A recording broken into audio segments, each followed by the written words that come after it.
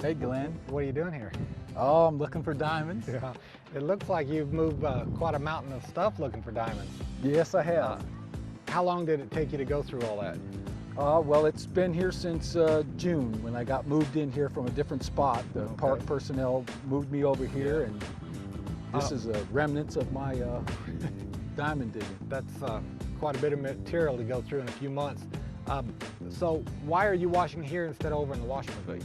Well, because I have my own setup, and I use the rain runoff from the water, and I'm over here by myself. So you got your own water and your own elbow room over Yes, here. sir. Well, good. Well, show me how this process works. Okay. Well, what I do is I bring the buckets over here, and this is a smaller version of an African wash tub. I made it myself and welded it. And what I do is I take the buckets and I pour them in here, 1 5-gallon bucket at a time. I get all the ore out. So at this stage, you're getting the big rocks out of it, huh? Yes, sir. Yeah, this is the mesh here is a graded screen, about 1 inch in diameter, and I take all the big potato rocks and jaspers and things like that out of the sediment. I scrub and scrub and scrub, break it down. And your smaller rocks fall through then. Yeah, they fall to the bottom of the barrel here. I shake it a little bit, and then I dump it like that. I like that. So that's what That's allows slick. this pile to get built up. And I just keep doing it, bucket after bucket. I kind of pride myself on having what I believe is the most efficient method when it comes to washing the dirt. Right. Oh, I like your setup. I think that it's very important for me in my time to, do the best that I possibly can, so that I can find the elusive gems that I've been looking for. Yeah. It's good to clean off those big rocks that have been like in a creek, because you could have a diamond stuck against it in a water mud right up against those big rocks. Right. You gotta, That's good. yep. You gotta scrub them off. Yeah. That's what I do. And then what do you do? Well, then I take my shovel, which is my secret weapon, and I scrub. Kind of like a big paddle, scrubbing, a big wash basin over and over, and I'm trying to filter out the muck, which the rocks are stuck in. And the cleaner I can get it, the better the diamonds are gonna show up in the gravel.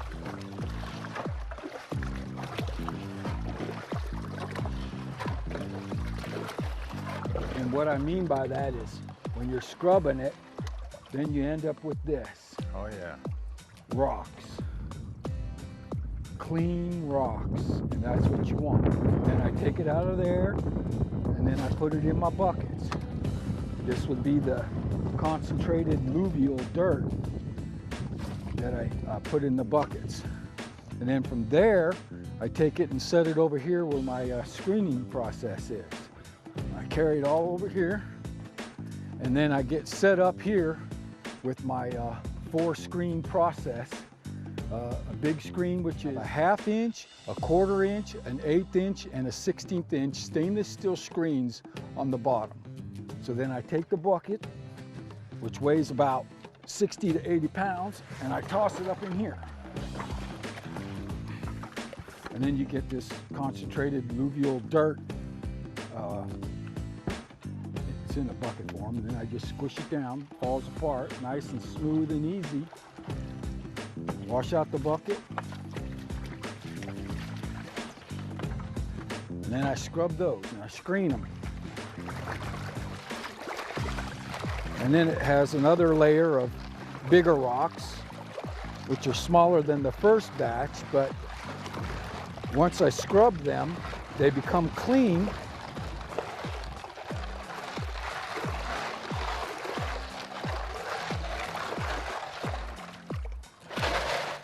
which looks like this. And I get rid of all the other stuff, you know, and you just thumb through it. Look, you know, there's some pretty rocks, jaspers and stuff like that. Here's a big chunk of quartz. Oh yeah. See? Little souvenir. But if there was a diamond that size, you could spot it pretty easy. Right even off though the it's all bat. wet. Oh, Right yeah. off the bat, yeah. Then I just toss this off to the side here. And then I go to the next layer. We're always hopeful every time we pull a screen out that there's gonna be a nice big diamond there. But it's the next two screens which produce most of all of the diamonds that I find.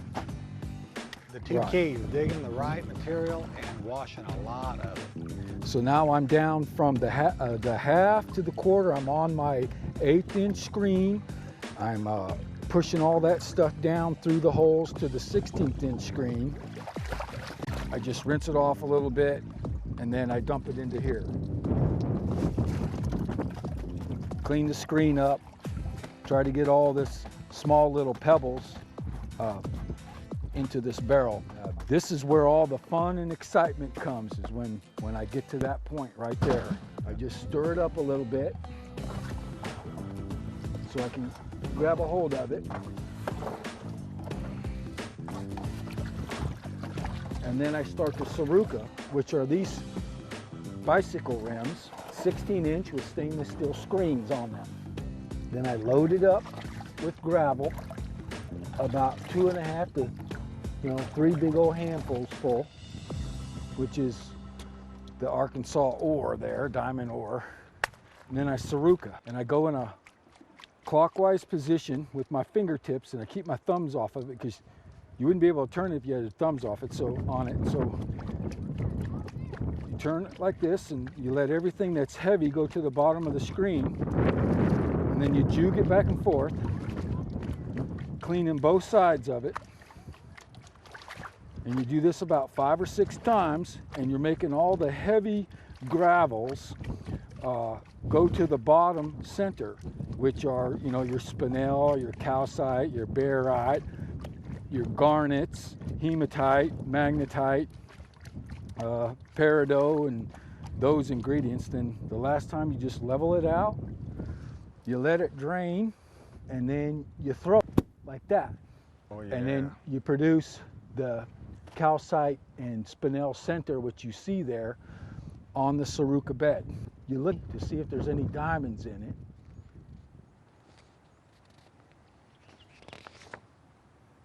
Okay. It seems like more diamonds turn up each year by people doing the wet sifting method. But it also seems that the larger diamonds are found by surface searchers and people who dry sift. But if you've decided that the wet sifting method is the way you'd like to pursue diamonds at this park, you might soon realize you're lugging around a lot more equipment than the other people are. Well, for a nominal fee, you can rent a storage pen from the state park, and you can store your buckets and screens and shovels in there so you don't have to drag everything in and out with you each time. Now, if you're looking for a hobby that's a lot of fun, you get fresh air, exercise, and even adventure, diamond mining could be the hobby for you. But let me just say, don't quit your day job. You might not make enough money to pay all the bills in addition to your entrance fee and the cage rental and all, but it does make a great hobby. Now, let me also balance that out with the fact that a lot of big diamonds are found here. In fact, back in 1917, a 17.86 carat canary yellow diamond was found here, and this sign marks the spot where Lee Wagner found it. He was a brother-in-law to John Huddleston, and he worked for a long time with the Arkansas Diamond Company that bought the Huddleston farm. He turned up that diamond, and of course it was the property of the company, and the company sold it to Colonel Riebling, who was the engineer for the Brooklyn Bridge. Well, when Colonel Riebling died, he his son donated his mineral collection to the Smithsonian Institution. Now, we're standing in the west drainage ditch at the state park, and back in the 1980s, the regular diggers, the wet sifters, moved over here and dug like 5 and 6 foot holes to get down to the hard pan, to get down to the bottom, because diamonds had been washing here for centuries and collecting in this old drainage ditch. Well, in September of 2006, the state park hired a contractor to come in here and scoop the overburden out of here, scoop like 5 feet of material out of this whole wide drainage ditch, and they hauled it out to the search field and scattered it out to enhance the search field for surface searchers. There's nothing wrong with that because it's all natural, it's diamonds from here. Now, the state park does not buy diamonds from Africa and scatter out there and salt the field. They don't do that, but they do everything they can to help you find a diamond here. And one of the things they did was scoop out the west drain and spread the material that was rich in diamonds, spread it out on the search field to help the surface searchers find diamonds. It also helped the diggers because now they didn't have to dig 5 and 6 foot hole to get down to the hard pan. The hard pan is right here. And now when it rains and the water washes down here, you can dig down and scoop material right off of the hard bottom. But they cleaned it off the overburden in September of '06. Then in October of '06, Bob Wheely came down to visit from Ripon, Wisconsin, and he had a week or so to dig and wash. He'd been here on other visits, found small diamonds. He scooped up right in this area, real close to here, and he carried 14 buckets of material over to the wash pavilion. On the 14th bucket, he was throwing it into a big rectangular screen. His top screen was a 1/4-inch screen, and it was down in the muddy water, and he was scrubbing it, and a woman came up and asked him what he was doing, and he explained the process of how you wash the mud through these screens and get the big rocks out of it. And just as he was pulling it out of the water, he was saying, now you get these big rocks out, but you want to look through it and make sure there's no diamonds in it before you throw it out. And when he said that, he saw a big diamond in that top screen. And he said, like that diamond there. And it was a 5.47 canary yellow diamond, almost 5.5 carat yellow, gorgeous diamond that he found here. And that was quite a diamond demonstration. I've shown a lot of people how to wash for diamonds, but I've never had one turn up on the top screen like that. That was quite a demonstration. I would love to have seen it. Would love to have had the camera rolling when that happened, because I know Bob just about passed out when it happened. But he dug that material here, and it's still a real good place to look for diamonds. As things wash down, this is real hard bottom, and nothing will sink any deeper. You don't need to get a pick and go through this material. You just need to get a probe and find out where there's a hole in this ditch.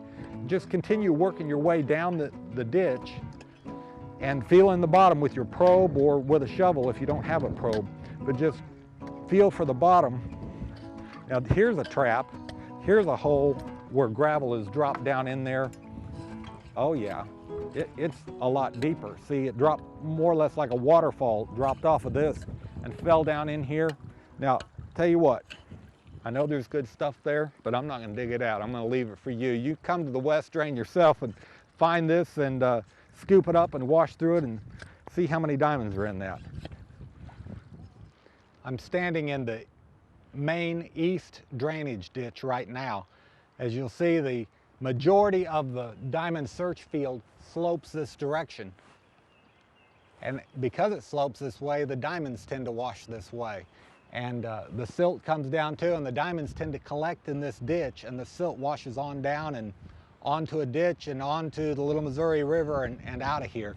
But a lot of people have found numerous diamonds in this ditch. Claude Dill, Marshall Reef, Harold Lay, and any mention of the Crater of Diamonds has got to include the famous diamond digger James Archer. He has found more diamonds here than anyone else because he spent more time here than anyone else. Over a 30-year period, he dug and washed and looked, searched for diamonds, found over 5,000 diamonds. Going back looking through the park records of how many diamonds have been found over 1 carat, Some guys have found 2, 3, 5, 10, 13 diamonds over a carat.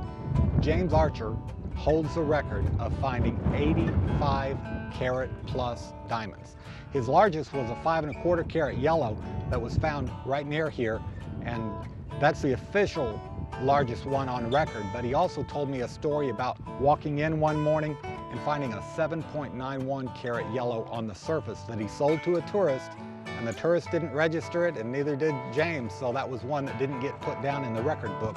But the guy called him later and told him what it weighed and that he'd had it cut and set in a ring for his fiancée. He worked hard here for years, and at age of 77, he was still digging and looking for diamonds when he passed away.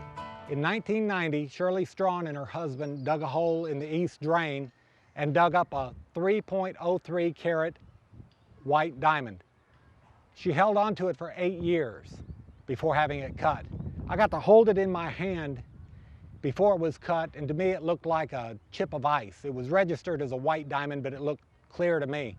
She sent it to Underwood's Fine Jewelers in Fayetteville, Arkansas, who sent it on to Lazare Kaplan & Sons in New York City for cutting. It came back cut a 1.09 carat flawless diamond. It was sent off and graded by the American Gem Society, and it came back with a 000 perfect rating. It was the only one from any location anywhere in the world that the American Gem Society ever gave that good of a rating to it. Later, she sold the diamond to the state park for $34,700 so that it could be on display here so that tourists coming through could see a fine quality gem discovered at the Crater of Diamonds State Park. Now, 3 days after Shirley and her husband dug up the Strawn Wagner diamond, Milton Milam was also digging in the East Drain, and he found a 4.13 carat diamond. He didn't take as long to send his off to be cut. He also sent it to Underwood's Fine Jewelers in Fayetteville, Arkansas. It came back cut to a 1.30 gorgeous gem. The Gemological Institute of America rated it as a 000D flawless diamond, and I've seen the written appraisal that values this diamond at $37,914. Also digging in the East Drain was Claude Dill. He found a 4.14 carat white diamond. I had a chance to buy this diamond uncut, but we didn't at the time. But he did send it off to Underwood's again and had it cut. It yielded a heart shape that weighed 1.09 carats. And the American Gem Society graded its cut as 0, the color of 2, a clarity of 1. So it is a very nearly flawless, gorgeous diamond that came from here.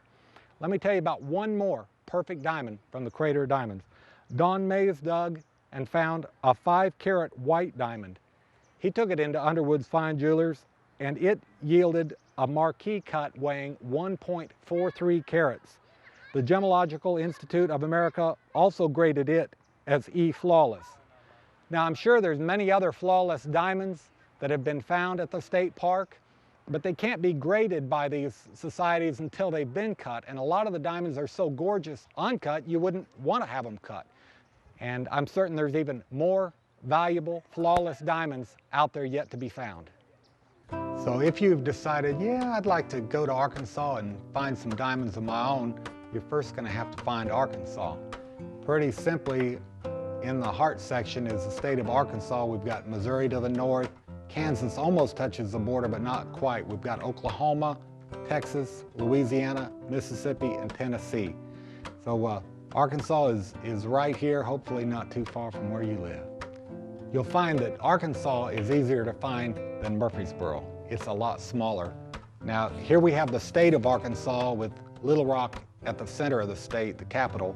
Hot Springs is easy to find. It's a pretty big city to the southwest of Little Rock. And then halfway between Hot Springs and Texarkana, here on the border with Texas, you can look for Murfreesboro, the county seat for Pike County, and the Crater of Diamonds State Park is just 2¼ miles outside of town. Once you get to town, you can just follow the signs. It'll lead you right to the park. Now the reason I'm pointing you to this park is because that's where the diamonds are found. Only 2 other diamonds of note have been found outside the state park. One was found up here near Searcy, Arkansas, 162 miles away from the Crater of Diamonds. And they identified it as a 27¼ carat diamond of superb quality. We believe an Indian found it here at the Crater of Diamonds and traded with other Indians, and it ended up at Searcy and was lost. The only other diamond of note found outside of the Crater of Diamonds State Park was found in 1969, 125 miles south of the Crater of Diamonds. He found an 18.20 carat flawless diamond. It's the only diamond ever found in the entire state of Louisiana, and their geology just doesn't yield itself to producing diamonds. So how did the diamond get there? We believe Indians took it from the Murfreesboro area and traded it with other Indians in Louisiana, and the diamond was later lost, and then this boy found it. Scientists have concluded that diamonds are grown over a long period of time deep in the earth, about 120 miles deep in the diamond stability zone, under conditions of intense pressure and heat. And then volcanic activity brought the diamonds to the surface. That's how we have them up here, where we can get to them. Now, a lot of times volcanoes are associated with pressure and heat, but they're not what created the diamonds. It's like they're just the elevator that brought them to the surface. Typically, weaknesses in the crust along an earthquake fault line is what allows the deep-seated volcanic material to come bursting forth to the surface. This road cut is a prime example of how the once flat-lying sedimentary rocks have been pushed and buckled up. It occurred back when the continents were still drifting and floating like 2 icebergs. When they ran together, something's got to buckle, something's got to bust, something's got to give. When Africa pushed against North America, it was sort of like taking a tablecloth and pushing it across a table, and it buckles up. Well, then when the continents pulled back away, it left a deep-seated weakness. And later, say about 106 million years ago, this weakness allowed volcanic material to spew up from 120 miles deep and bring diamonds to the surface. This is a piece of the olivine lamperite breccia. The dozer just turned this up, and in a few months of being out in the air, sun, wind, rain, drying and getting wet, this will break down, turn to silt, turn to dust. The diamonds that are inside will be on the surface to be found, and the silt will wash away. This is a NASA satellite photo of the area, and it shows, like the wrinkling of the tablecloth, how these mountains were built by pushing together when the continents collided. If you're familiar with the area, this is Lake Ouachita, and in the Hot Springs area, this is Lake Hamilton and Lake Catherine. This is Lake DeGray, and this is Lake Greeson, which is just north of the Crater of Diamonds. You still have the folding of the mountains here. This topographical map was made for the Diamond Preserve of America tourist attraction that opened in 1951. This predates the Crater of Diamonds. This is an old map, but topographically, things have not changed a lot here. You have your 3 main hills, East Hill, Middle Hill, and West Hill, but the search area is this area right here. This is where we search for diamonds. Now, this is also volcanic lamperite. However, this is a magmatic type that's real hard, and if there is any diamonds in this magmatic, they would be microdiamonds. So the state park limits your search territory to this area because this is where you're going to find the diamonds. When diamond crystals grow 120 miles deep in the diamond stability zone, they take on the form of an octahedron, like this quartz model that I'm holding. Well, an octahedron basically is 2 4-sided pyramids joined base to base. It's perfectly symmetrical no matter which way you turn it. Now, as the volcanic material rushes to the surface, the octahedrons begin to resorb, or in other words, you might think of this as like a ice cube, and the edges will begin to melt or smooth off, so it loses the sharp edges as it comes to the surface. Sometimes when the octahedral diamonds are on its way to the surface, the violent volcanic activity will cause an octahedron to shear along a cleavage plane, a weakness plane, and it will create a triangular diamond that is sheared off. And then that triangular piece of diamond will resorb, or the edges will smooth off. On March 15th, 2008, Barbara Daniels was walking around in the middle of the search field and found a 1.01 carat beautiful canary yellow triangular diamond laying on top of the ground. She was surface searching with her 29-year-old grandson, and he had walked past it. And she said when she found that diamond, there were several other footprints all around it. She took it to a jeweler in Dallas and told her that this was an uncut diamond she had found in Arkansas, and he said, "Oh no ma'am, this has already been cut and faceted." And she said, "No, this is exactly the way I found it." It's just hard for people to believe that these diamonds can take on such a beautiful shape, form, and have that luster and that beautiful appearance like that. Even a trained jeweler didn't realize that that was an uncut diamond. This uncut 78-point diamond is the one that I found, and it's been set in a ring, and you can kind of compare the metallic luster to the natural uncut diamonds found here in Arkansas. Now this is a 13-point triangular shaped diamond that James Archer found in May of 2002. And I want to show some of these triangular shaped diamonds to you.